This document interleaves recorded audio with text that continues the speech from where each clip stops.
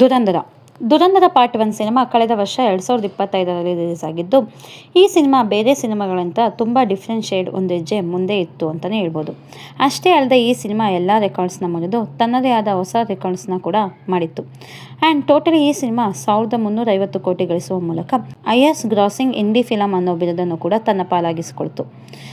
So Dhurandhar part 2 sequel ಬರ್ತಿದೆ ಅಂದಾಗ first part film ತುಂಬ ಸದ್ದು ಮಾಡಿದೆ. ಇನ್ನು ಸೆಕೆಂಡ್ ಪಾರ್ಟ್ ಕೂಡ ಅಷ್ಟೇ ಸದ್ದು ಮಾಡುತ್ತೆ. ಸಿಕ್ಕಾಪಟ್ಟೆ ಎಕ್ಸೈಟ್ಮೆಂಟಲ್ಲಿ ನಾನಂತೂ ಇದ್ದೆ. ಸೊ ಈ ಮೂವಿ ನೋಡಿದ ನಮಗೆ ಏನು ಇಷ್ಟ ಆಯಿತು ಮತ್ತು ಆದಿತ್ಯ ದಾರ್ ಅವರು ಡೈರೆಕ್ಟ್ ಮಾಡಿರುವಂಥ ಈ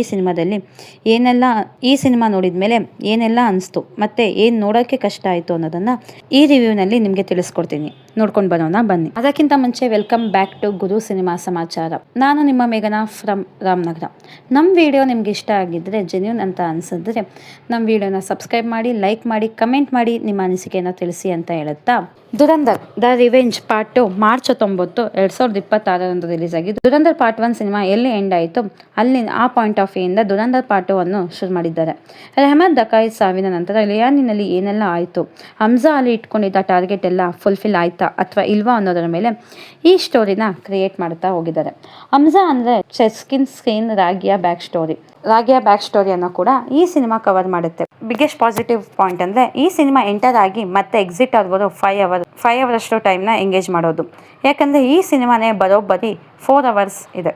ಅಷ್ಟು ಸಮಯ ಆಡಿಯನ್ಸ್ನ ಅಟೆನ್ಷನ್ನ ತನ್ನ ಹತ್ರ ಮಾಡೋದು ಸ್ವಲ್ಪ ಕಷ್ಟನೇ ಅನ್ಬೋದು.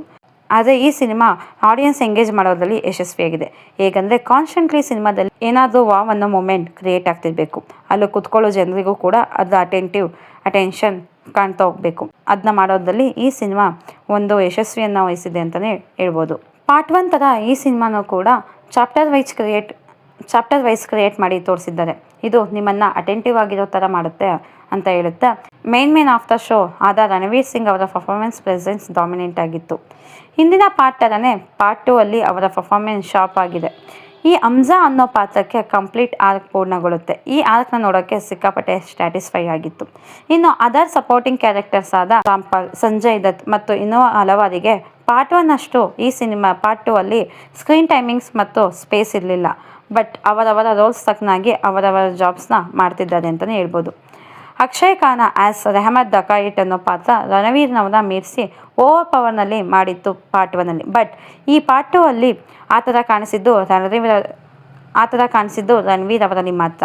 ಸಿನಿಮಾದ ಸ್ಕ್ರೀನ್ ಪ್ಲೇ ಹೇಗೆ ಒಂದು ಲಾಂಗ್ ಸ್ಟೋರಿ ಎಫೆಕ್ಟಿವ್ ಎಂಗೇಜಿಂಗ್ ಆಗಿ ಮಾಡಿ ತೋರಿಸ್ಬೋದೋ ಅದನ್ನು ಇಲ್ಲಿ ಪ್ರೂವ್ ಮಾಡಿ ಇತ್ತು. ಅದನ್ನ ಈ ಸಿನಿಮಾದಲ್ಲಿ ಪ್ರೂವ್ ಮಾಡಿದ್ದಾರೆ ಮತ್ತು ಎಲಿವೇಶನ್, ಅಟೆನ್ಷನ್, ಆ್ಯಕ್ಷನ್ಸ್ ಎಲ್ಲ ಅಚ್ಚುಕಟ್ಟಾಗಿ ಮಾಡಿದ್ದಾರೆ. Dhurandhar part 2 album song Bollywood retro ಸ್ಟೈಲ್ನಲ್ಲಿ ಯೂಸ್ ಮಾಡಿಕೊಂಡು ಮಾಡಿರುವ ರೀತಿ ತುಂಬ ಇಂಪ್ರೆಸಿವ್ ಆಗಿತ್ತು. ಈಗ ಆಲ್ರೆಡಿ ಇದರ ಆಲ್ಬಮ್ ಸಾಂಗ್ಸ್ನ ರಿಲೀಸ್ ಮಾಡಿದ್ದಾರೆ. ಅದು ತುಂಬ ಜನರಿಗೆ ಮುಟ್ಟಿದೆ ಅಂತಲೇ ಹೇಳ್ಬೋದು.